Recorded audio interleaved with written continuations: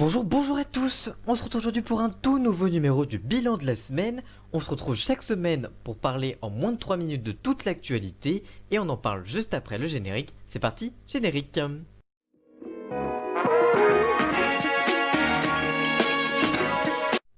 Fortnite entre en guerre contre Apple et Google. Le célèbre jeu vidéo aux 350 millions d'utilisateurs fonctionne sur un modèle freemium, c'est-à-dire un jeu gratuit mais avec de nombreux achats intégrés pour accélérer son avancée.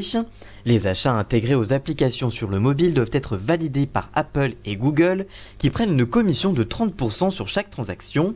Dans la nuit de jeudi à vendredi, Epic Games a décidé de s'affranchir de ces règles et de proposer aux utilisateurs d'acheter des options sans passer par leur distributeur.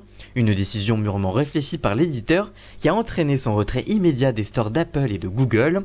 Concrètement, les utilisateurs ayant déjà installé l'application pourront continuer d'y jouer mais ne recevront plus de mise à jour. Epic Games a annoncé attaquer Apple en justice en raison, selon eux, d'un abus de position dominante et pratiques anticoncurrentielles.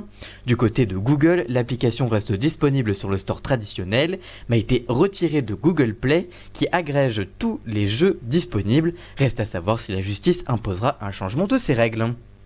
On reste dans l'univers des jeux vidéo avec Netflix qui va dévoiler High Score, un documentaire en 6 épisodes qui retrace l'âge d'or du jeu vidéo, une série à découvrir à partir du 19 août prochain.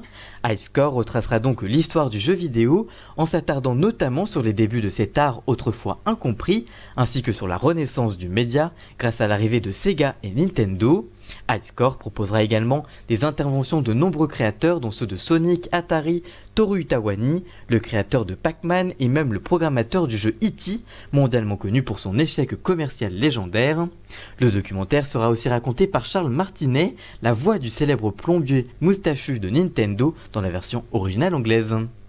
On reste sur Netflix avec Miguel Herrent. Son histoire ressemble à un conte de fées avec le succès fulgurant de La Casa de Papel sur Netflix.